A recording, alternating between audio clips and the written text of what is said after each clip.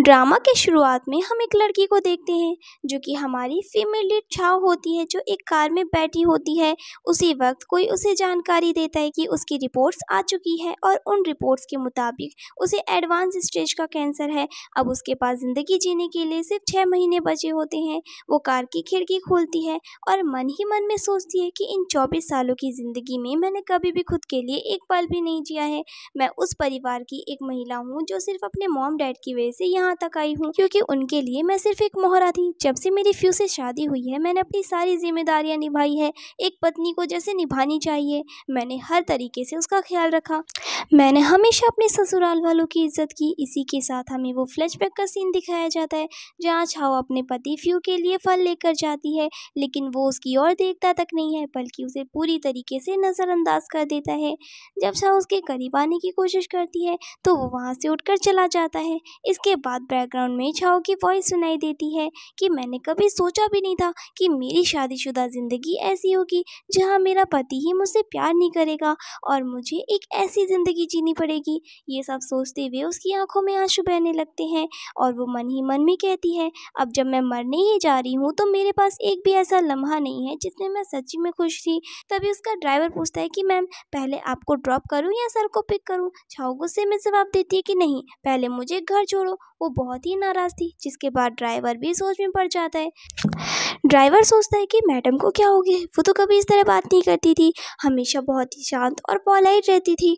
ज़रूर आज कुछ गंभीर बात है। इसके बाद छाव घर पहुंचती है और अपने सारे टैक्स और चेक को गिनने लगती है। सारी चीज़ों को मिलाकर भी सिर्फ 1 मिलियन का ही हिसाब बन पाता है। उसी वक्त उसकी मेड आती है और कहती है कि मैम सर आज बिजनेस ट्रिप से लौट रहे हैं और आधे घंटे में घर पहुँचने वाले हैं, अगर आप चाहो तो उनके लिए खाना बना दो। लेकिन छाव कोई भी रिस्पॉन्स नहीं देती। वो कहती है कि फ़िलहाल नैनी से कह दो कि मेरे लिए खाना बना दे। मेड काफ़ी ज़्यादा हैरान होती है और पूछती है कि क्या आप सर के लिए खुद से खाना नहीं बनाना चाहोगी। छाव यहाँ पर कहती है कि नहीं, वो अपना खाना खुद ही बना सकते हैं। मेड कहती है कि ठीक है, तो फिर मैं नैनी से कह देती हूँ कि 2 लोगों का खाना तैयार कर दे ताकि जब सर आए तो आप दोनों खाना खा सके। इस पर छाव गुस्से में जवाब देता है कि जिस इंसान ने बिजनेस ट्रिप पर जाने से पहले मुझे एक बार भी इन्फॉर्म करना ज़रूरी नहीं समझा, उसके लिए मैं खाना बनाऊँ ताकि जब वो लौट कर आए तो वो सुकून से खाना खा सके। कभी नहीं, मैं इतनी फालतू नहीं हूँ। ये कहकर छाव वहाँ से चली जाती है। मेड अपना आप से सोचती है कि ये मैडम वही है या फिर कोई और। वो तो कभी भी सर के लिए इस तरह बात नहीं करती थी, आज अचानक इतना बदला हुआ व्यवहार क्यों।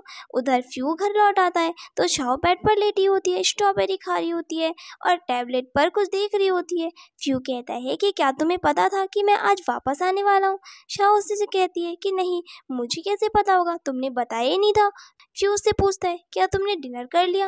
वो उससे जवाब देती है कि हाँ। फ्यू उससे कहता है कि तुमने मेरा वेट भी नहीं किया। छाव कहती है कि नहीं। इतना कहकर छाव स्ट्रॉबेरी खाते हुए वहाँ से चली जाती है। फ्यू से जाते हुए देखता है और सोचता है कि ये पहले तो ऐसी नहीं थी, कुछ तो बदला है। अगले सीन में फ्यू का भाई उससे मिलने आता है और कहता है कि भाई जैसे ही मुझे पता चला कि आप वापस आ गए हो मैं तुरंत आपसे मिलने के लिए आ गया। इस बार की बिजनेस ट्रिप पर तो आपने कमाल ही कर दिया, सबको पीछे छोड़ दिया। फिर वो इधर उधर नजर घुमाता है और शाओ के बारे में पूछता है। फ्यू कोई जवाब नहीं देता।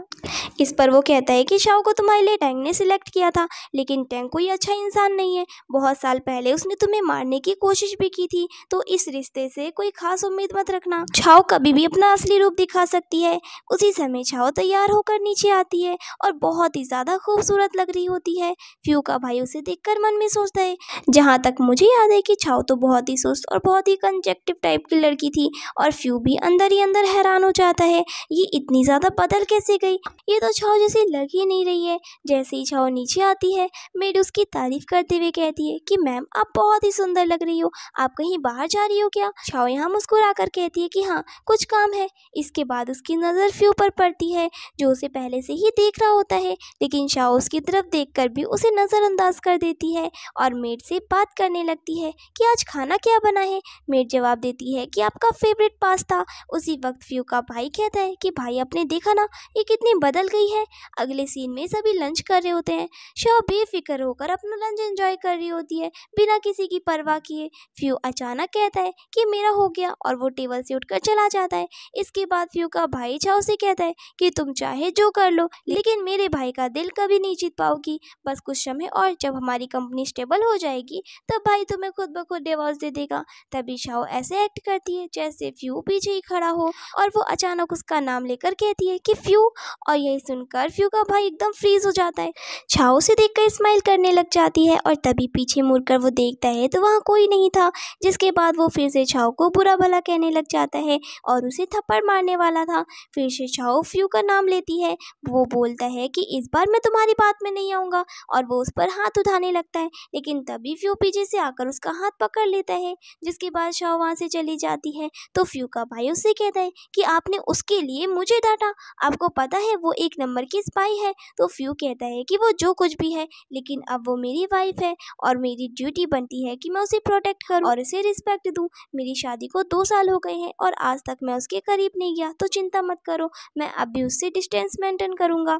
इधर छाओ लॉयल के पास गई होती है और अपनी सारी प्रॉपर्टी और मरने के बाद सभी अनाथ बच्चों को डोनेट करने के लिए कहती है। तभी उसे एक कॉल आता है और कोई उसे बताता है कि जल्दी से नाइट बार में आइए, आपके भाई ने किसी के साथ झगड़ा किया है। जिसके बाद वो वहाँ जाती है तो उसके भाई ने फ्यू के भाई को मारा था और उसे देखते ही उसका भाई कहने लग जाता है कि ये देखो आ गई मेरी अगली सी सिस्टर, जिसने सिर्फ पैसों के पीछे शादी कर ली। और फ्यू के भाई को कहता है कि अगर तुम्हें भी पैसों की ज़रूरत हो तो फ्यू को बोल देना, वो सीईओ है, उसके पास बहुत पैसे हैं, बहुत अमीर है, वो सबको पैसे देता है। वो और हंसने लग जाता है। फिर छाओ उसे गुस्से में देख रही होती है। वो कहता है कि तुम ऐसे क्यों देख रही हो, तुम फ्यू की वाइफ हो ना, तो इसे पैसे दे दो, पूरे बार का बिल भी भर दो। तो छाओ उसके मुंह पर एक जोर सा थप्पड़ मारती है। जिसके बाद वो एक और थप्पड़ मारती है। तो वो कहता है कि तुम्हारी इतनी हिम्मत, आज तक मेरे पेरेंट्स की हिम्मत नहीं हुई मुझे टच करने की, और तुम्हारी इतनी हिम्मत कि तुम मुझे मारी हो। जिसके बाद छाओ उसकी अच्छे से धुलाई कर देती है और कहती है कि तुमने ड्रिंक की हुई है ना, तुम इतने वीक हो कि मैं तुम्हें एक हाथ से ही हैंडल कर सकती हूँ। जिसके बाद वो उसे वहीं छोड़ देती है और फ्यू के भाई की तरफ देखती है और कहती है कि उठो। वो कहता है कि आई एम सॉरी, मुझे यहाँ पर आना ही नहीं चाहिए था, वो पहले ही मेरी इतनी अच्छे से धुलाई कर चुका है, अब तुम मत करना। जिसके बाद वो पुलिस को कॉल कर देती है और अपने भाई की शिकायत करती है। तो उसका भाई कहता है कि क्या तुम पागल हो गई हो, अपने ही भाई को अरेस्ट करवाओगी, मैं तुम्हें छोड़ूंगा नहीं। जिसके बाद छाओ और फ्यू का भाई वहाँ से निकलते हैं। इधर फ्यू छाओ का वेट कर रहा होता है। तभी वो खुशी खुशी बाहर निकलती है और मन में कहती है डेथ विश लिस्ट में सबसे पहला नंबर मैंने अपने बालों को पर्म करवाने की ख्वाहिश रखी थी, जो कि मैंने अब पूरी कर ली है। दूसरे नंबर पर डाई करवाना था और उस पर भी टिक लग गया है। जिसके बाद वो मुस्कुराती हुई उसके साथ कार में बैठ जाती है। फ्यू बार बार उसे देख रहा होता है। तो वो फ्यू से कहती है क्या हुआ, तुम क्या देख रहे हो। तो वो कहता है कि मैं तुम्हें देख रहा हूँ। जिसके बाद दोनों फ्यू के घर पहुँच जाते हैं, जहाँ फ्यू छाओ से कहता है तुम अंदर जाओ, मैं आता हूँ। तो वो अंदर चली जाती है। तभी वहाँ टैंग, जो कि फ्यू की स्टेप मदर थी, आ जाती है और छाओ को ताने मारने लगती है। वो कहती है कि मुझे यकीन है कि तुम अब तक फ्यू के दिल में जगह नहीं बना पाई होगी, वो इतनी जल्दी किसी के भी करीब नहीं जाता है। तो छाओ गुस्से में कहती है कि मुझे कोई शौक नहीं है अपनी एफर्ट्स वेस्ट करने का। जिसके बाद एक लेडी पूछती है तुमने अपने बालों में पार्म क्यों करवा लिया, ये हेल्थ के लिए ठीक नहीं है, इससे तुम प्रेग्नेंट नहीं हो पाओगी। तो यहाँ पर वो कोई जवाब नहीं देती। जिसके बाद सभी उसकी ड्रेसिंग पर भी सवाल उठाने लग जाते हैं और कहते हैं कि 2 साल हो गए तुम्हें फू फैमिली में आए हुए, लेकिन अब तक तुम्हें समझ नहीं आया कि फू फैमिली के लोग कैसे ड्रेसिंग करते हैं। और ये सब बातें सुनकर छाओ को बहुत ही गुस्सा आ जाता है और वो उन लोगों को ऐसी बातें सुनाने लगती है जिससे उनकी बोलती बंद हो जाती है। जिसके बाद टैंग कहती है कि अरे हम तो तुम्हारे वेल विशर हैं और बस तुम्हें समझा रहे थे। तो छाओ कहती है कि मैं सब जानती हूँ कि फ्यू एक नाजायज़ औलाद है और कुछ साल पहले ही वो वापस आया है आपकी फैमिली में, और मैं अच्छे से जानती हूँ कि आप उससे कितना जलती हैं और कितना प्यार करती हैं। अगर आप फ्यू को सच में अपना बेटा मानती तो आप उसको मारने की कोशिश कभी नहीं करती, और मेरी भी कितनी वेल विशर है मैं जानती हूँ, तो मेरे सामने ऐसा प्रिटेंड मत कीजिए। पर तभी उसकी नज़र बाहर दरवाजे पर जाती है जहाँ फ्यू खड़ा होता है और छाओ मन में सोचती है कि अरे ये कब आया। और फ्यू सोचता है कि मैं तो इसे टैंक का जासूस समझता था, लेकिन ये तो मुझे डिफेंड कर रही है। तभी असिस्टेंट बताता है कि छाओ की आज तक हिम्मत नहीं हुई टैंक के सामने कुछ बोलने की, पहले भी टैंक ने इसे कई बार सजा दे चुका है रूल्स को तोड़ने पर। जिसके बाद फ्यू अंदर आता है और सभी की टोन एकदम से बदल जाती है। टैंक कहती है कि इसने हमारी फैमिली के रूल्स तोड़े हैं, इसीलिए इसे सजा मिलनी चाहिए। तो फ्यू कहता है कि चाओ घर में बहुत ही पोलाइट बात करती है, तो ऐसा नहीं हो सकता कि वो बिना किसी वजह के बदतमीजी करे। आप सब जो यहाँ पर हैं, आप सब ने कभी ना कभी या कोई ना कोई गलती तो ज़रूर की होगी, तो आप सभी को भी सज़ा मिलनी चाहिए। ये सुनकर टैंग अपना नाटक शुरू कर देती है और कहती है कि मेरी तबीयत बहुत ही ख़राब है, और वो वहाँ से चली जाती है। ये देखकर फ्यू स्माइल करने लगता है और चाओ भी बहुत ही खुश होती है। जिसके बाद सीन कट होता है और टैंग को दिखाया जाता है जो पूजा कर रही होती है और कहती है कि फू फैमिली की एक ही मिस्ट्रेस है और वो मैं हूँ। वो 2 टके की लड़की मेरी जगह कभी नहीं ले सकती, उन दोनों का डिवोर्स होना ही होगा। जिसके बाद वो मेड से कहती है कि तुम जाओ और उस पर नज़र रखो। इधर चाओ और फ्यू घर लौट रहे होते हैं, तो फ्यू कहता है कि तुम्हें मुझे बताना चाहिए था ना कि वहाँ के लोग तुम्हें कैसे ट्रीट करते हैं। तो चाओ कहती है, क्या तुमने कभी मुझ पर ध्यान दिया है? तुम्हें पता भी है जब मैं वहाँ थी तो कैसी लाइफ जी रही थी, और आज जो तुमने मुझे सबके सामने डिफेंड किया है उससे कौन सा मुझे अवार्ड मिल गया है? मुझे तो कोई फ़र्क नहीं पड़ता अब तुम्हारे इन वर्ड से। तो फ्यू अपने मन में सोचता है ये तो बहुत ही बदल गई है।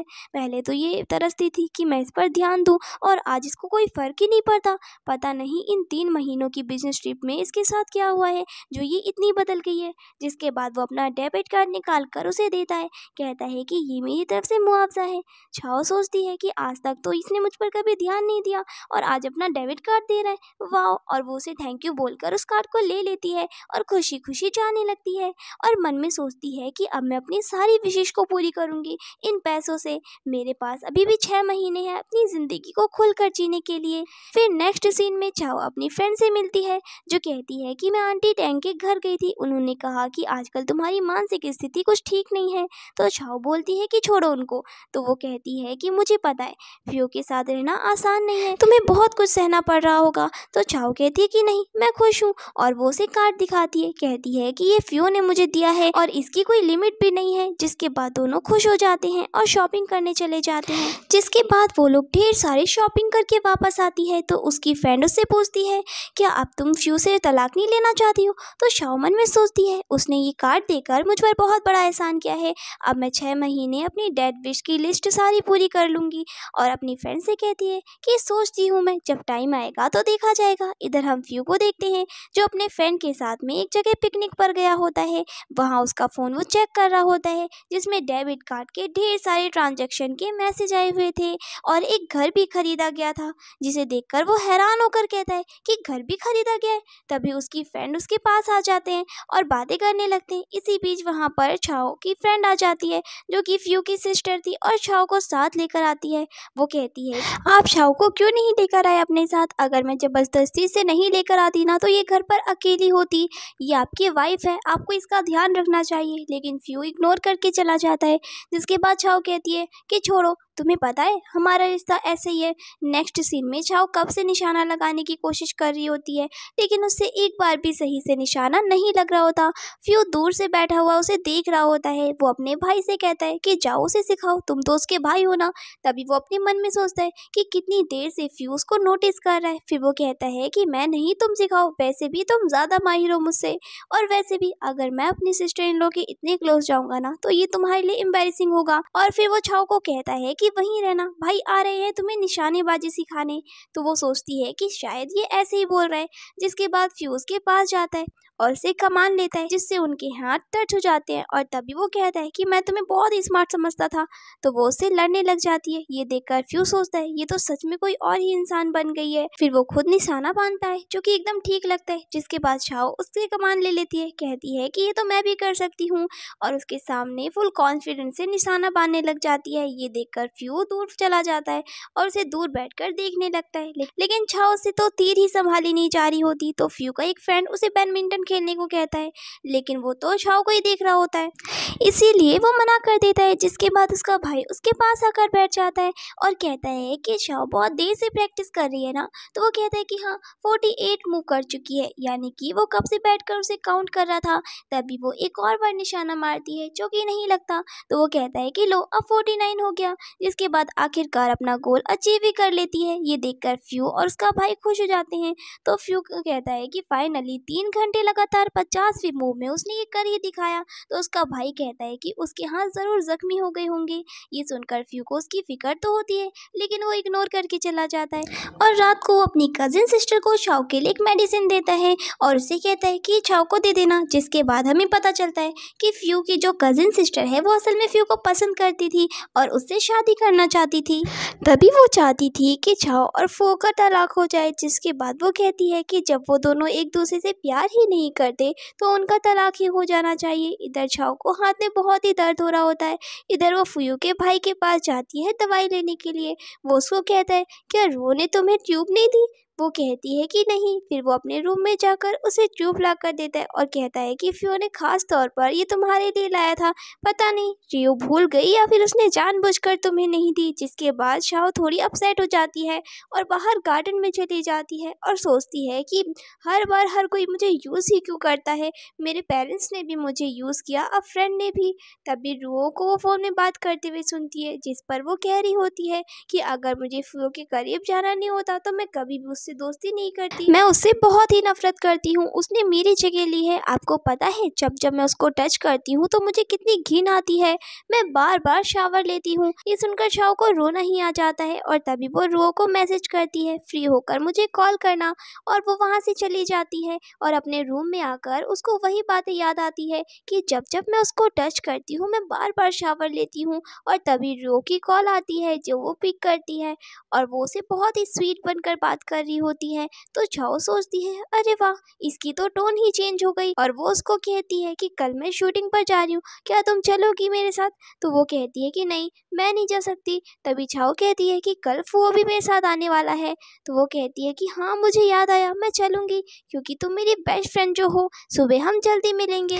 फिर नेक्स्ट मॉर्निंग वो लोग जल्दी सुबह उठकर निकल जाती है और तभी फ्यू को पता चलता है। तो वो कहता है कि शूटिंग बिना एक्सपीरियंस के खतरनाक हो सकती है। छाओ ऐसे कैसे चली गई और उनके पीछे निकल जाता है। इधर वो छाओ से कहती है कि वो यहाँ पर नहीं आया। तो वो कहती है कि हाँ वो आने वाला है और शूटिंग शुरू कर देती है। वो कहती है कि तुम भी सीख लो। पहले यहाँ पर रो सोचती है कि अच्छी बात है, मैं फ्यू के सामने शूटिंग करके उसको इम्प्रेस कर सकती हूँ। तो पहले तो छाओ शूटिंग करती है और बहुत अच्छे से निशाना बांधती है। जिसके बाद रो की बारी आती है और उसके हेडफोन उतर जाते हैं और उसके कान फायर की आवाज़ से हर्ट हो जाते हैं और उनमें से खून निकलने लगता है और वो रोते हुए नीचे गिर जाती है। जिसके बाद छाओ स्माइल करते हुए गन उठाकर उसके ऊपर निशाना बांधती है। जिसके बाद रियो की आँख खुलती है जो कि फार्म हाउस में थी। तो वो रोने लग जाती है और रियो कहती है कि छाओ मुझे मारना चाहती है, प्लीज़ मुझे बता लो। फिर फ्यू का डॉक्टर फ्रेंड इंजेक्शन लगाता है। जिसके बाद छाओ उसके सामने नाटक करने लगती है, कहती है कि मुझे तुम्हें अपने साथ लेकर ही नहीं जाना चाहिए था। मैं भूल कैसे गई कि बचपन से ही तुम्हें फायर की आवाज़ से डर लगता है। तुम मेरी बेस्ट फ्रेंड हो, मुझे ब्लेम कर सकती हो। और रोने लग जाती है। तो रो एक वाज उठाकर उसकी तरफ फेंकती है। तभी फ्यू उसे बचा लेता है। तभी यहाँ पर सभी लोग रो की मेंटल स्टेटस पर डाउट कर रहे थे और फिर रो इंजेक्शन की वजह से बेहोश हो जाती है। इस पर फ्यू छाओ को वापस घर लेकर आ रहा होता है। फिर वो छाओ से कहता है, क्या हुआ, तुम डर गई? तो वो कहती है कि नहीं, वो बस एक एक्सीडेंट था। जिसके बाद वो उससे कहता है कि तुम तो शूटिंग में बहुत ही माहिर हो, तुम्हें सर्टिफिकेट भी मिल चुका है, तो तुम गन चलाने में कोई गलती नहीं करोगी। वो कहती है कि ऐसा अगर तुम्हें लगता है तो ऐसा ही होगा और कहती है कि देखो, रो के जख्मी होने से तुम्हारा तो कुछ नहीं जाएगा, लेकिन अगर मैं जेल गई तो तुम्हारे स्टॉक भी गिर जाएंगे और प्रोजेक्ट में भी लॉस हो जाएगा क्योंकि मैं तुम्हारी वाइफ हूँ। तो वो चुप हो जाता है और मन में कहता है कि इसने तो अपनी पर्सनैलिटी ही चेंज कर ली है।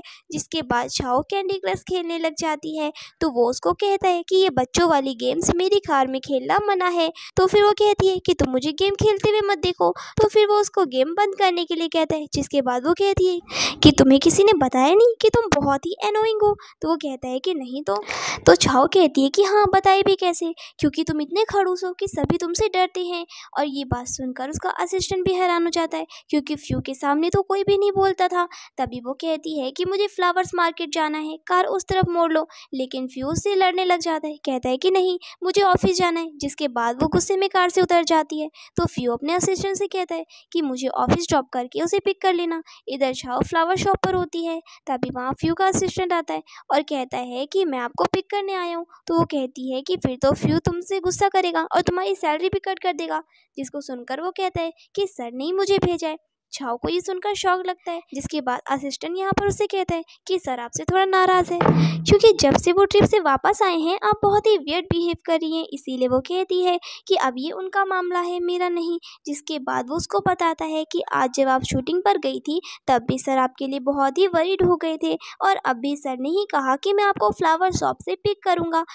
जिसके बाद शाह उसको एक फ्लावर्स देती है, वाइट रोज़। तो वो कहता है कि आप चाहती है कि मैं ये सर को दूँ, तो वो कोई जवाब नहीं देती और कहती है कि मैंने तुम्हें ये इसलिए दिया है क्योंकि तुम मुझे पिक करने आए हो। तभी असिस्टेंट यहाँ पर सोचने लगता है कि बॉस और उसकी वाइफ दोनों एक जैसे हैं, दोनों एक दूसरे की फिक्र करते हैं, लेकिन इनको जताना ही नहीं आता। और यहाँ फ्यू का डॉक्टर फ्रेंड उसके पास आता है, तो उसके टेबल पर वही वाइट रोज़ रखा होता है, जिसे वो देखता है और कहता है कि लगता है आज तुम बहुत अच्छे मूड में हो। तो वो कहता है कि ये फ्लावर्स मुझे अच्छा लग रहा है।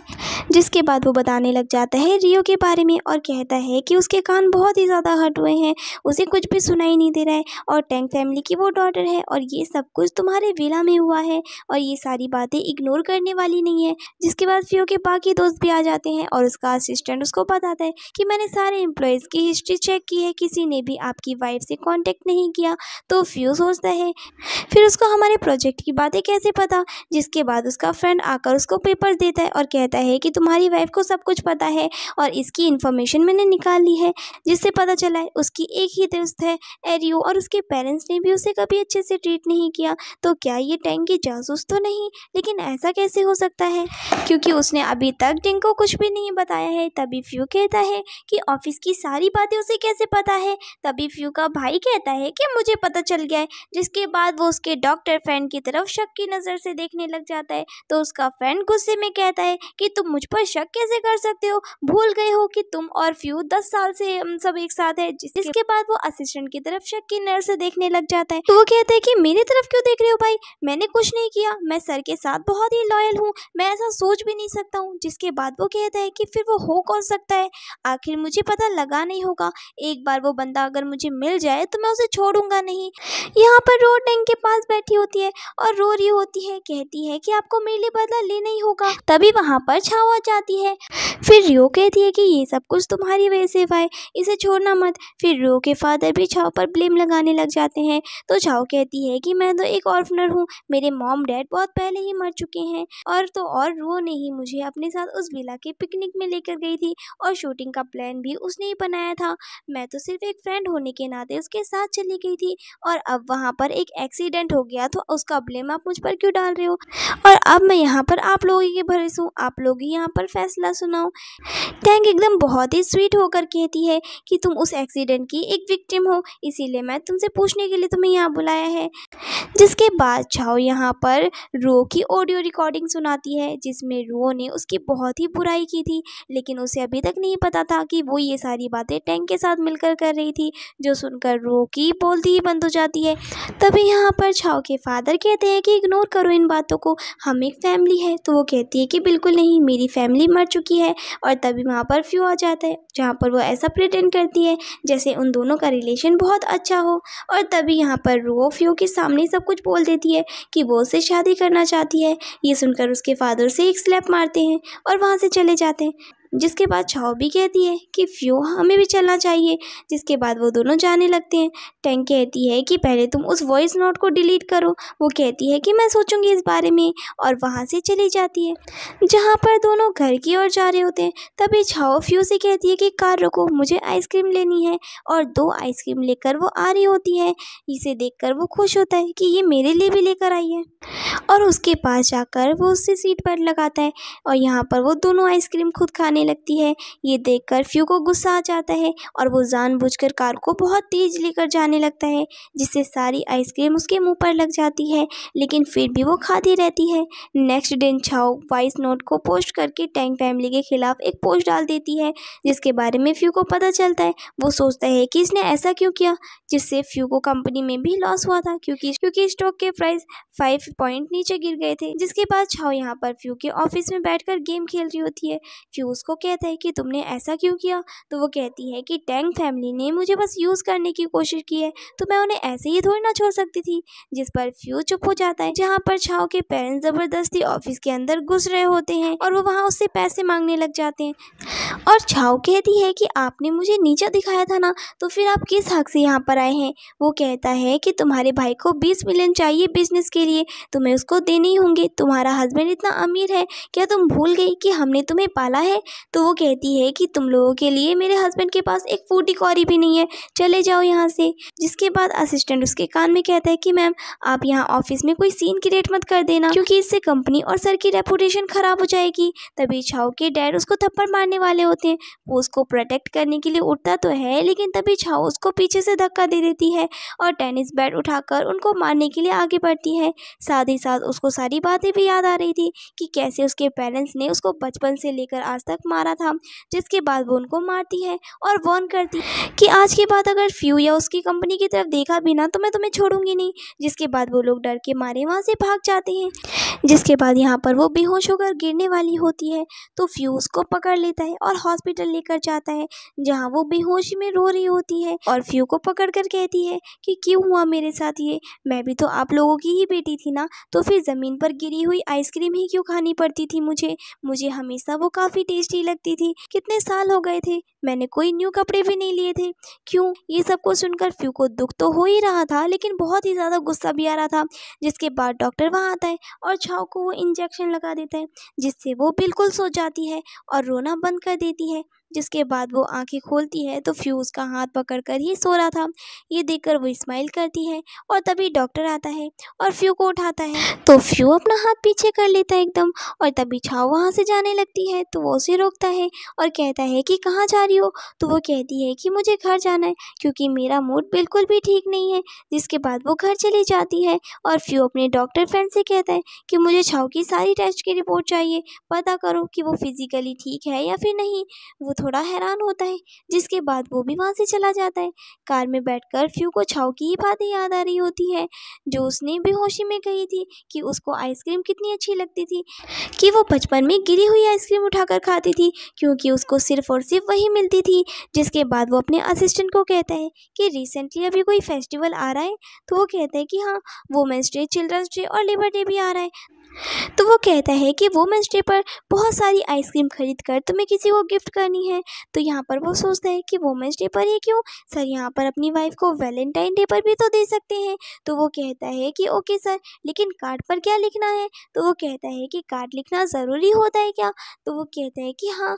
तो फिर यहाँ पर फ्यू से कहता है कि फिर ठीक है, लिख लेना। तो असिस्टेंट कहता है लेकिन मेरी हैंड राइटिंग बहुत ही ज़्यादा बेकार है।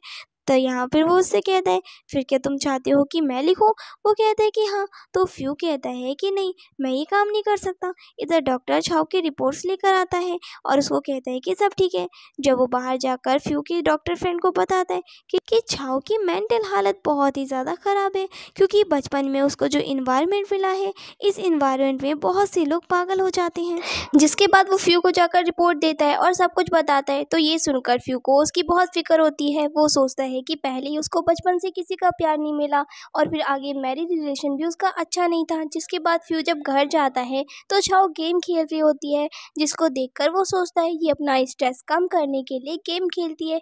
लेकिन अभी तक उसे कैंसर के बारे में पता नहीं था, क्योंकि उसने सिर्फ उसकी मेंटल टेस्ट को चेक करने के लिए टेस्ट करवाए थे। जिसके बाद उसको एक पैकेट देता है।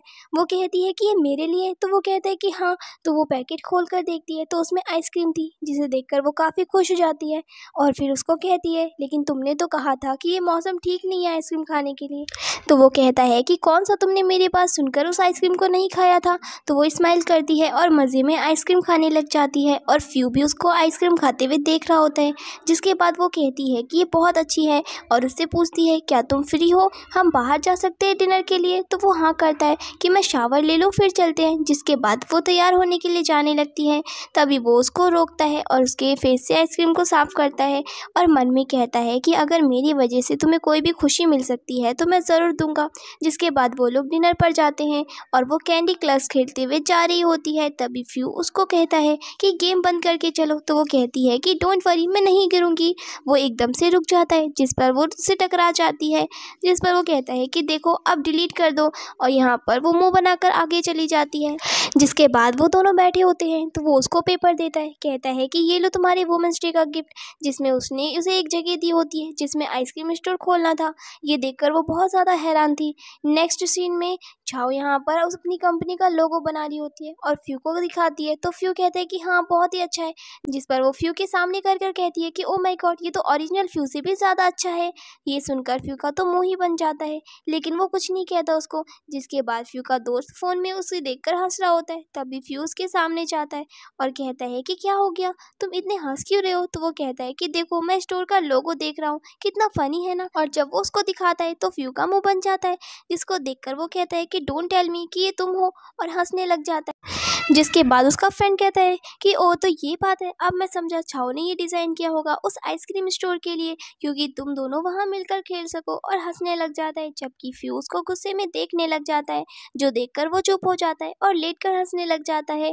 इधर छाओ अपनी आइसक्रीम शॉप में बहुत बिजी होती है। तभी फ्यू का असिस्टेंट उसको कॉल करता है और उसको फ्लावर शॉप पर आने के लिए कह रहा होता है, लेकिन उसको कुछ भी सुनाई नहीं दे रहा होता और वो बार बार बताता रहता है। आखिर में वो तंग आकर कहता है कि फ्यू आपको बहुत ही लाइक करता है, उसने आपको फ्लावर शॉप पर बुलाया है। ये सुनकर वो काफ़ी ज़्यादा हैरान हो जाती है और बार बार ये रिपीट कर रही होती है कि फ्यूज़ को लाइक करता है। जिसके बाद वो घर आती है तो फ्यूज़ का वेट कर रहा होता है और उसको कहता है कि ये फ्लावर्स, तो वो कहती है कि हाँ मुझे अच्छे लगे तो मैंने ले लिए, और दो उसको भी देती है, जिसे लेकर वो उसे थैंक यू कहता है और कहता है कि आज मैं एक बिजनेस ट्रिप पर जा रहा हूँ, तुम भी मेरे साथ जाओगी, तुम असिस्टेंट के साथ आओगी। वो कहती है कि ठीक है, लेकिन वो ब्लश कर रही होती है और फिर ऊपर चली जाती है। जिसके बाद नेक्स्ट सीन में वो असिस्टेंट के साथ वहाँ आ जाती है, जो बहुत ही सुंदर जगह थी। वो वहाँ आकर फोटोज़ क्लिक करने लगती है। तभी उसको वहाँ पर उसके डॉक्टर की बात याद आती है कि उसके पास सिर्फ 6 ही महीने बचे हैं जिंदा रहने के लिए। जिसके बाद वो सैड हो जाती है। नेक्स्ट सीन में उसको एक लड़की मिलती है जो उसके साथ बैठ जाती है और कहती है कि आप बहुत ही सुंदर हो, और उसको फ्यू की फ़ोटो दिखाकर कहती है कि ये हमारे बॉस हैं, कितने हैंडसम है ना, लेकिन मैंने सुना है कि इनकी शादी इनकी मर्जी के खिलाफ हुई है, ये खुश नहीं है, पता नहीं कैसी होगी इनकी वाइफ। ये सुनकर छाओ मुस्कुरा रही होती है। जिसके बाद वो उसको कहती है कि तुम्हें पता है आज सीईओ की वाइफ भी यहाँ आने वाली है, और वो ग्रुप में उसकी पिक्चर देखने लगती है और छाओ को देखने लगती है। तभी उसको रियलाइज़ होता है कि छाओ ही उसकी वाइफ है, तो वो वहाँ पे दर्द का बहाना बनाकर भाग जाती है, जो देखकर छाओ सोचती है कि ओह मेरी वजह से वो डर गई। जिसके बाद फ्यूज़ को मैसेज करके पूछता है कि तुम कहाँ पर हो। वो कहती है कि मैं होटल में हूँ, जिस पर वो उसको कहता है कि ओके मैं पहुँचने वाला हूँ बस। जिसके बाद नेक्स्ट सीन में हमें एक न्यू कैरेक्टर मिस ही को दिखाया जाता है, जो हाथ में कैमरा लेकर आती है और सभी स्टाफ को कहती है कि मैं प्रेसिडेंट की वाइफ हूँ। जो सुनकर छाओ सोचती है कि अगर ये प्रेसिडेंट की वाइफ है तो मैं कौन हूँ। जिसके बाद वो लड़की छाओ को बाथरूम में भी मिलती है और उससे उसका फ़ोन छीनने लगती है। जिसके बाद छाओ उसको धक्का देकर वहाँ से चली जाती है और सोचती है कि क्या ये पागल है। और इधर छाओ रूम में आती है तो फ्यूज़ का वेट कर रहा था और कहता है कि मेरे मैसेज का जवाब क्यों नहीं दिया तुमने। वो कहती है कि मैंने फ़ोन नहीं देखा। जिसके बाद वो उसके बाल को ठीक करने लगता है, तो ये देखकर वो ब्लश करने लगती है। और तभी वहाँ पर फ्यू का भाई आ जाता है, जो उनको देखता है और कहता है कि ओह लगता है मैं गलत टाइम पे आ गया। छाओ तो वहाँ से भाग जाती है। जिसके बाद फ्यू को वो बताता है कि एक एम्प्लॉय ही नाम की है जो सबको बोल रही है कि वो प्रेसिडेंट की वाइफ है। तो फ्यू कहता है कि अच्छा, लेकिन मैं तो उसको जानता तक नहीं हूँ। इधर छाओ ब्लश कर रही होती है और सोचती है कि मेरा फेस इतना रेड क्यों हो रहा है। जिसके बाद वो तैयार होकर बाहर जाती है तो फ्यू उसके हाथ पर निशान देखता है जो ही ने उसके हाथ पर दिए थे, और वो अपने भाई को कहता है कि सभी को बुलाने को। जिसके बाद सभी ऑफिस वाले वहाँ आते हैं और ही अभी भी प्रिटेंड कर रही थी जैसे वो फ्यू को बहुत अच्छे से जानती है। जिसके बाद उसके भाई को वो इशारा करता है तो वो छाओ को लेकर आता है और सभी को बताता है कि ये है हमारे प्रेसिडेंट की वाइफ। जो देखकर सभी शॉक्ड हो जाते हैं और ही को बुरा भला कहने लग जाते हैं। जिसके बाद यहाँ पर ही को फायर कर दिया जाता है। फिर यहाँ पर फ्यू का भाई दोनों को कहता है कि आप दोनों खाना खाइए, मैं अभी आता हूँ। छाओ फ्यू को ही के बारे में कहने लग जाती है कि तुमने उसको निकाला क्यों, सेक्रेटरी रख लेते, मैं उसको रोज देखती, कितनी प्यारी टॉय थी। लेकिन फ्यू तो उसको ही देखे जा रहा था और उसके लिप्स पर फ्यू की नजर होती है। जिसके बाद वो उसके फेस को पकड़कर अपनी तरफ करता है और उसको किस कर लेता है। फिर यहाँ पर सीन कट होता है, छाओ की आँख खुलती है मैसेज की रिंगटोन से और वो अपने लिप्स पर हाथ रखती है और उसको किस याद आने लगती है। तभी वो मैसेज को चेक करती है जो यहाँ पर डॉक्टर का था, जो कह रहे थे कि 2 ड्रग्स तो मिल चुके हैं उसके ट्रीटमेंट के लिए, अभी मार्केट में वो ड्रग सेल नहीं हो रहे। जिसके बाद वो उनको मैसेज करती है कि मैं 2 दिन में वापस आ जाऊंगी, फिर मैं आपके पास आऊंगी। जिसके बाद फ्यू उसके रूम में आता है तो वो कहती है कि क्या गलती से तुम गलत रूम में आ गए हो। फ्यू कहता है कि नहीं, मैं तुम्हें दवाई लगाने आया हूँ। वो कहती है कि क्या, तो वो कहता है कि हाँ, और उसके हाथ की तरफ बताता है। तो यहाँ पर वो कहती है कि ओ, तुम्हारी नज़र कितनी तेज है, मैंने तो इसे नोटिस भी नहीं किया था कि मेरे हाथ में चोट भी लगी है। जिसके बाद वो उसके हाथों पर दवाई लगाने लगता है और उसके करीब आकर उसे किस करने वाला होता है कि तभी वो उसे रोक लेती है। जिसके बाद वो चला जाता है और छाव तो ब्लश कर रही होती है। इधर इधर फ्यू को नींद ही नहीं आ रही होती, उसे बार बार वही सीन याद आ रहा होता है जब उसने छाव को किस किया था। जिसके बाद वो कहता है कि नहीं, मैं उसके प्यार में नहीं पड़ सकता, क्योंकि मुझे जोशी ने कहा था कि अगर ऐसा हुआ तो वो लड़की पागल हो जाएगी। जिसके बाद अगले सीन में फ्यू का भाई और छाव दोनों डिनर पर गए होते हैं। तभी न्यूज़ देखकर फ्यू का भाई छाव को बताता है कि ये क्रिमिनल भाई की वजह से ही जेल में गया था, भाई ने ही इसको सजा दिलवाई थी। और तभी टीवी में बताया जाता है कि वो जेल से भाग चुका है। जिसके बाद छाव सामने देखती है तो वो वहीं पर खड़ा होता है। जिसके बाद वो फ्यू के भाई को बताती है तो वो दोनों वहां से चुपके से निकलने की कोशिश करते हैं, लेकिन उससे पहले ही वो क्रिमिनल उन दोनों को पहचान लेता है। तभी छाव फ्यू के भाई को धक्का देकर खुद आगे आ जाती है और वो उसके गले में चाकू रखता है और फ्यू के भाई से कहता है कि जाओ बुला लो अपने भाई को और बता देना, अगर उसने थोड़ी भी देर की तो उसकी वाइफ की गर्दन में काट दूंगा। जिसके बाद छाव उसे अपनी बातों में लगाने की कोशिश करती है और कहती है, क्या तुम्हें सारे स्कार्स हटाना चाहते हो, मेरे पास एक डॉक्टर का नंबर है, वो एक सर्जरी में है और सारे स्कार्स हटा देगा। वो कहता है कि अपनी बकवास करना बंद करो। तभी वहाँ पर फ्यू आ जाता है और उसको कहता है कि मेरी वाइफ को कुछ मत करना। जिसके बाद वो उसको वादा करता है कि मैं तुम पर से सारे चार्जेस हटवा दूंगा। तो वो कहता है कि नहीं, तुम झूठ बोल रहे हो। तभी छाव उसे एग्री करती है और वो छाव को छोड़ देता है, लेकिन तभी कुछ गिरने की आवाज़ आती है जो सुनकर वो कहता है कि तुम अकेले नहीं आए हो, पुलिस के साथ आए हो, तुमने मुझे धोखा दिया है। और वहाँ पर वो चाकू लेकर उसके पीछे भागता है तो छाव की कमर में लग जाती है। जिसके बाद फ्यू उसे बहुत ही मारता है। नेक्स्ट सीन में हम देखते हैं कि छाव बिल्कुल ठीक थी और फ्यू के भाई की चोट पर दवाई लगा रही होती है। तभी वहाँ पर फ्यू का डॉक्टर फ्रेंड आ जाता है और वो उससे पूछती है फ्यू ठीक है। तो हमें पता चलता है कि वो चाकू फ्यू के हाथ में ही लगी थी और फ्यू ने छाव को बचा लिया था। जिसके बाद वो उसको फ्यू की दवाई देता है और वहाँ से चला जाता है। बाहर आकर वो असिस्टेंट से बात करने लग जाता है और कहता है कि जब से फ्यू की मॉम वाला इंसिडेंट हुआ है फ्यू को बहुत ही ज़्यादा डर लगता है ब्लड से, मुझे उम्मीद है कि छाव उसको शांत करेगी। और यहाँ पर फ्यू को हम देखते हैं जो बेहोशी में सपने देख रहा था, उसको उसकी मॉम दिखाई देती है और उसके डैड ने उसकी मॉम को चीट किया था और फिर उसकी मॉम ने खुद को चाकू मारकर सुसाइड कर लिया था।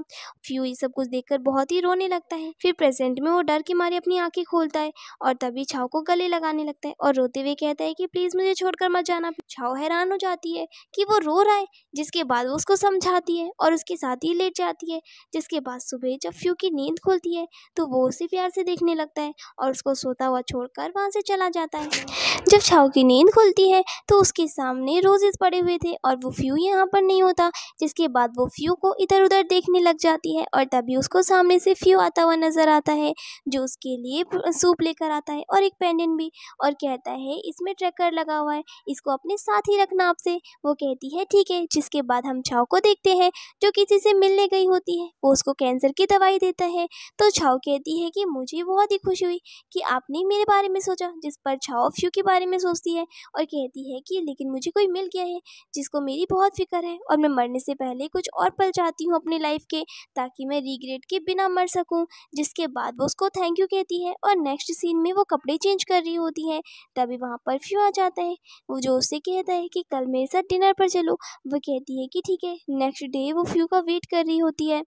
तभी फ्यू उन्हीं कपड़ों में आता है तो वो कहती है क्या तुम्हारे पास दूसरे कपड़े नहीं है। वो कहता है नहीं। तो वो अपने साथ उसे शॉपिंग पर लेकर जाती है और वहाँ पर उसके लिए आउटफिट सिलेक्ट करती है जिसमें वो बहुत ही अलग लग रहा होता है और सभी लोग उसकी तारीफ करते हैं।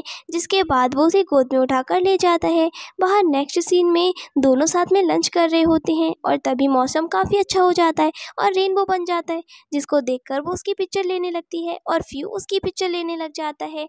नेक्स्ट सीन में वो डॉक्टर के पास पास आती है तो डॉक्टर उसको बताता है कि आपको एडवांस कैंसर है और इसका कोई इलाज नहीं है, आप मेंटली प्रिपेयर रहे। जिसके बाद वो होपलेस होकर बाहर आती है और सोचती है कि आखिर में तो मुझे मरना ही होगा। जिसके बाद यहाँ पर फ्यू उससे पूछता है कि तुम कहाँ हो, तो वो कहती है कि मैं हॉस्पिटल में ट्रीटमेंट चेकअप के लिए आई हूँ। जिस पर वो कहता है कि मैंने एक दिमाग के डॉक्टर से तुम्हारे बारे में अपॉइंटमेंट ली है। तो वो गुस्से में कहती है, क्या तुम्हें मैं पागल लगती हूँ? तो वो कहता है कि नहीं, मेरा मतलब डिप्रेशन से था। तो वो गुस्से में उसकी कॉल कट कर देती है। जिसके बाद वो अपने दोस्त को कॉल करता है, कहता है कि लड़कियों को कैसे खुश करते हैं। जिसके बाद वो उसको बताने लग जाता है और फिर वो उसको थैंक यू कहकर कॉल को काट देता है। इधर यहाँ पर छाओ घर वापस आ रही होती है, तभी वो एक कपल को देखती है जिसको देखकर उसको फ्यू की याद आ जाती है और वो सोचती है कि क्या मुझे उससे प्यार हो गया है, और वो उससे मिलने के लिए जल्दी घर आ जाती है। लेकिन वो घर पर नहीं होता, तो वो वहाँ वाली पिक्चर देखती है जो फ्यू ने उसकी ली थी और फ्रेम भी कर दी थी, जिसे देखकर वो बहुत ही खुश हो जाती है। जिसके बाद फ्यू वहाँ पर आ जाता है और वो उसको कहता है कि देखो, मैं तुम्हारे लिए फेवरेट आइसक्रीम और चीज़ केक लेकर आया हूँ। लेकिन वो उससे पूछती है कि मुझे सिर्फ ये जानना है, क्या ये सब तुम मेरे लिए इसलिए कर रहे हो क्योंकि मुझे तुम्हारी वजह से डिप्रेशन हो गया है और तुम अब गिल्टी फील कर रहे हो? तो वो कहता है कि ये भी वजह है, लेकिन तुम मेरी वाइफ हो और मैं अपनी रिस्पॉन्सिबिलिटी पूरी कर रहा हूँ सिर्फ। जब तुम मेरे पीछे पीछे मुझे फॉलो करती हो ना, तो मुझे बहुत अच्छा लगता है। जिसके बाद वो उसको गोद में उठाकर ले जाता है रूम में और दोनों किस करने लगते हैं। नेक्स्ट सीन में वो डॉक्टर उससे कहता है कि तुम्हारा कैंसर ठीक होना बहुत ही मुश्किल है, कोई मेडिकल ही अब तुम्हें बचा सकता है।